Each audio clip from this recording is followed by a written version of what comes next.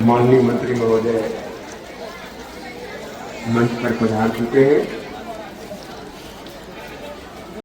दरभंगा में स्वतंत्रता दिवस के मौके पर भूमिहीन परिवारों के लिए कार्यक्रम आयोजित किया गया। दरभंगा के प्रेक्षागृह में हुए कार्यक्रम में जिले के तीनों अनुमंडल के कुल 1322 परिवारों को जमीन का पर्चा दिया गया।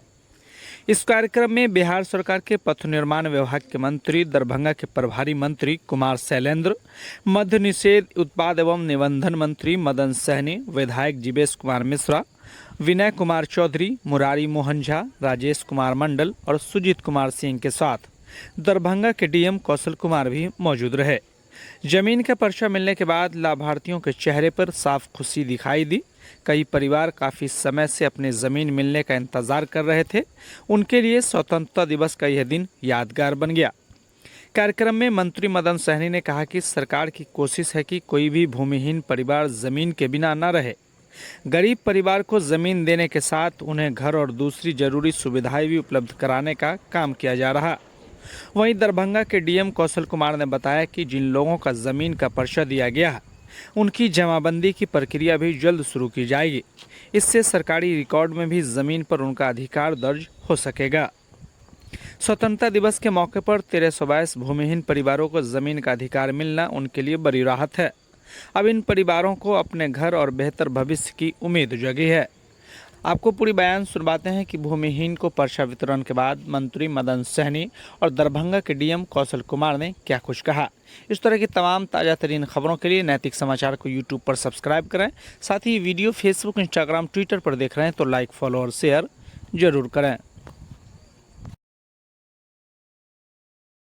आज स्वतंत्रता दिवस के अवसर पर जिले के 1322 जो भूमिहीन लोग थे, जो विभिन्न अंचल से आए हुए थे, और उन सभी को बासगीत पर्चा दिया गया है। और इसमें मुख्य रूप से जो किसी भी जगह पर सरकारी ज़मीन पर रह रहे थे बरसों से, इसमें ज़्यादातर वैसे लोग हैं। तो ये खुशी की बात है कि किन्हीं को प्रशासन की ओर से हटाया नहीं गया। जो जहां बसे हुए थे लंबे समय से, उनको वहीं जो है सो विधिवत रूप से बासगीत पर्चा दे दिया गया है। और वो स्वतंत्र रूप से वहां जिस तरह का काम करना चाहेंगे रहेंगे। और हम लोग को खुशी है कि लगभग सभी विधानसभा क्षेत्र से लोग हैं, और हमारे बहादुरपुर विधानसभा से भी 216 लोगों को पर्चा मिला है। और हम लोगों ने पहले ही उसका लिस्ट जो है जिलाधिकारी को दिए थे, अंचल में दिए थे। कुछ जगह पर जो शेष बचे हैं उसके लिए भी हम लोग प्रयास करेंगे कि जल्द से जल्द उनको मिल जाए। आज कुल 3322 लोगों को विभिन्न प्रखंडों में पर्चा का वितरण किया गया है। और पूरे राज्य में शायद 30,000 पर्चा वितरण हुआ, उसमें 1322 हमारा है। मैं सभी जिन लोगों को पर्चा मिला उनको शुभकामनाएं देता हूं। और सभी सीओ ने अच्छा मेहनत किया है, उनको भी स्पेशल बधाई। सर, आप मंच पर बोल रहे थे जो टारगेट दिया गया था 1100 कुछ का, हाँ, और आपने 1300 का लक्ष्य। हाँ, हम लोग चूँकि ये तो ऑनगोइंग प्रक्रिया है, बहुत सारे भूमिहीन हैं अभी भी हैं जिसको हम लोग चिन्हित किए हुए हैं, और पर्चा बनाने में समय लगता है। तो अभी इतना हम लोग को 15 अगस्त से टारगेट था, उससे ज़्यादा हम लोग किए। अभी और भी बहुत लोग लिस्ट हमारे पास है, उसका हम लोग बना के आगे फ्यूचर में वितरण करेंगे। राजस्व विभाग के आपके पदाधिकारी अच्छा प्रदर्शन किए। हाँ, अच्छा किए। यहाँ पर इतनी मातृशक्ति जो आज जिनको जमीन नहीं था, सभी सीओ, डीसीएलआर और हमारे रेवेन्यू विभाग के मंत्री दिलीप जायसवाल जी, और जिनके नेतृत्व में इतनी बड़ी सभा में सभी मातृशक्ति आए हैं, बिहार सरकार यानी बिहार के मंत्री और हमारे मुख्यमंत्री सम्राट चौधरी जी।